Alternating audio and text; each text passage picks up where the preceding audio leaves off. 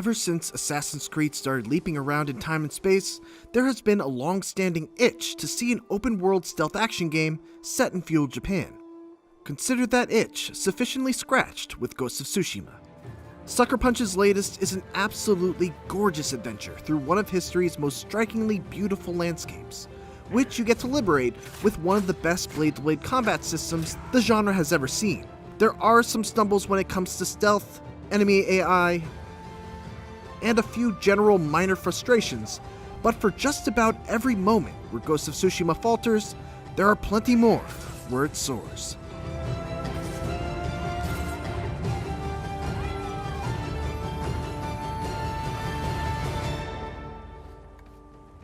Ghost of Tsushima is a fictional tale told with fictional characters, but it's based on the very real invasion of Japan by the Mongol Empire in 1274 that began on the island of Tsushima. You take control of Jin Sakai, capably acted by the man in the high castle's Daisuke Tsuji. He starts off as a samurai before a disastrous defeat quickly teaches him that perhaps the honorable but restrictive ways of the samurai code might not be enough to deal with this new existential threat. Ghost of Tsushima revolves around this inner conflict as Jin's formative teachings push up against his need to save his homeland at any cost. I've never seen a samurai fight like that. It takes a little while to really get going, but it's a compelling struggle, even if Jin himself isn't the most charismatic of protagonists. The English voice cast is great all around, though it's a shame that the excellent Japanese audio track comes off as a comparatively cheap dub with wildly mismatched lip flaps. It's not a huge issue, as it's still well worth playing in Japanese, especially to check out the black and white Kurosawa mode in all of its film-grain glory. What isn't ever a bummer is the music, which seamlessly shifts from quiet and ambient shakuhachi flutes during stealth moments to thunderous taiko drums once blades start clashing. It always enhances whatever emotion a scene is trying to evoke.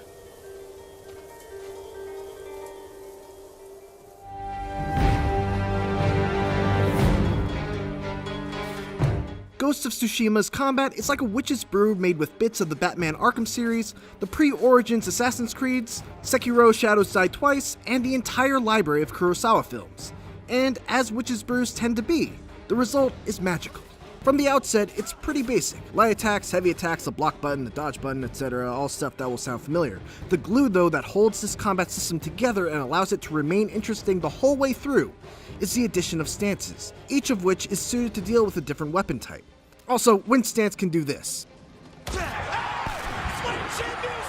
Shawn Michaels would be proud. When it's at its best, combat in Ghost of Tsushima is fast, chaotic, tactical, and feels true to the fantasy of being a lone, hyper-skilled but outnumbered samurai. The little touches also go a long way toward combat's exquisite feel, in addition to bringing a little bit of visual spectacle. You barely see the on-screen HUD, and the camera always stays really tight so you can get a close-up view of the action. Enemies have clear audio tells so that even if you can't see them, you know when to dodge or block. And fatal attacks often end like this. That's the last of them. It's over. But the most rewarding part is that there's no traditional level-based stat progression, which is great, and here's why. When you get stronger in Ghost of Tsushima, it's not because invisible numbers went up and now you deal more damage and take less when you're hit. It's because your techniques got better and now you have new, better ways of dealing with tougher enemies, like blocking attacks that you couldn't block before. Learning to use those techniques effectively feels awesome.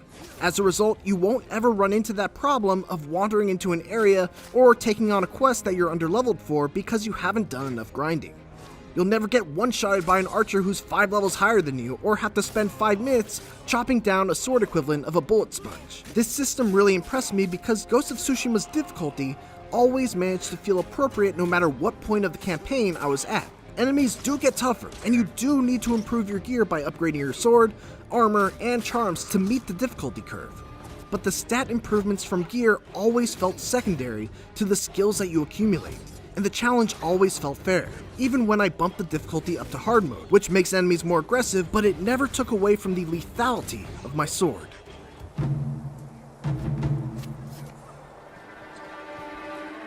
It's a good thing that the blade-to-blade combat in Ghost of Tsushima is so good, because Jin's ninja-inspired stealth does not hold up its end of the bargain.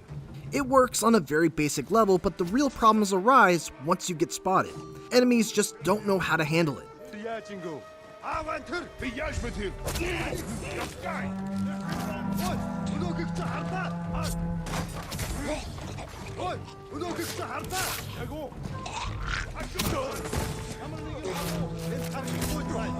It's like if you do anything other than just fight once you break stealth, the AI just throws up its hands and shrugs.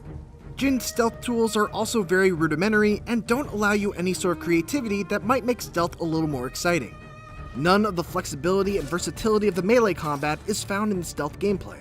Fortunately, Ghost of Tsushima offers a way to make going loud right out of the gate just as advantageous as picking off a handful of enemies unnoticed, and it does so in the best possible way, by staying true to its samurai cinema roots. At the beginning of most combat encounters, you can trigger a standoff, which allows you to target one of your enemies in a classic showdown where you've got to wait for them to make a move to attack, and then strike with one of your own to take them down in one hit. You can even chain standoff streaks to take out more enemies. By the late game, I was taking 5 enemies out at the start of every fight. Of course, there is risk involved. If you lose, your health is drained to almost nothing, and you're surrounded by a bunch of angry men with sharp weapons. So it's an all-around fantastic mechanic that not only fits with the samurai theme, but also takes the fun but typically disastrous tactic of just waltzing in through the front gate of an enemy encampment and makes it potentially just as rewarding as stealthily clearing out a bunch of guards. Open world games can often feature some of the most beautiful virtual landscapes there are, and Ghost of Tsushima is right up there with the best of them. It may not quite meet the promise of its 2018 gameplay reveal trailer, but this is still a stunningly gorgeous game with great open world design. It takes care to not disturb the view with obstructive UI to point you towards locations of interest, and instead uses subtle cues to direct you. Side quests are more interesting than usual because there are actually several different types. The first and most common are your typical garden variety tasks called Tales of Tsushima. These are largely forgettable, but at the very least they don't feel like they're just being churned out and used as padding.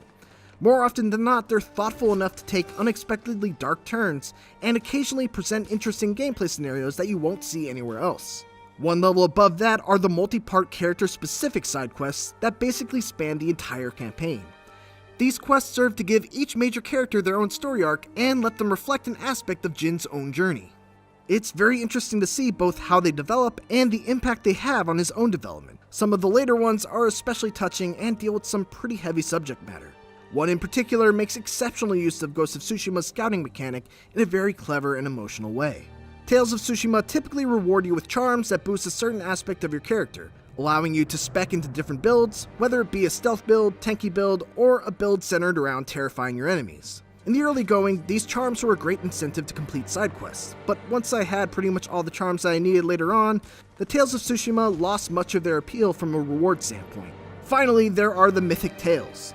These are epic side quests that are obtained by listening to a musician tell their story via these awesome animated Sumie cutscenes. The rewards are among the best you can get, but even without those incentives, these quests are still some of the best moments in all of Ghost of Tsushima.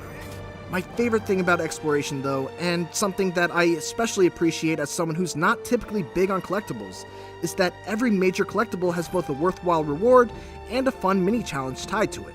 Whether it's the button-pressing challenge of the bamboo strikes, or the signature Sucker Punch-esque platforming sections leading to shrines, I was always eager to seek them out. When I was done, I looked for a New Game Plus, but there is none. So post-game wise, there's not much to do outside of hunting collectibles and finishing up leftover side quests. Also, replaying from the start on either a harder difficulty or in Kurosawa mode is a little aggravating because you can't skip cutscenes. Finally, can we talk about photo mode for a second? I've been dying to talk about photo mode all review. Ghost of Tsushima's photo mode is one of the best I've ever seen, partially because the world is just so pretty, but also because of the unique touches that Sucker Punch added, like the ability to have animated background environments, or to add a large selection of particles like leaves, fireflies, or even songbirds. My one disappointment is Jin's emotions, which, well, lack emotion.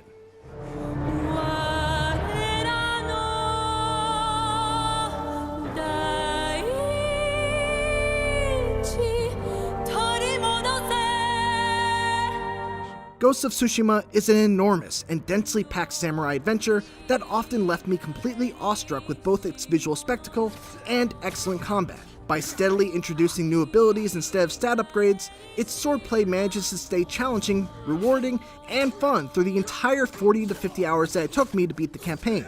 There are a few areas lacking in polish, especially when it comes to enemy AI and the stealth part of its stealth action split, but this is still an extraordinary open-world action-adventure game that solves several issues that have long gone unaddressed in the genre, while also being just an all-around samurai slashin' good time. We are samurai! While I still have you here, check out some more of my favorite shots from photo mode. And for more Ghost of Tsushima, check out 18 minutes of 4K gameplay. And for everything else, keep it here on IGN.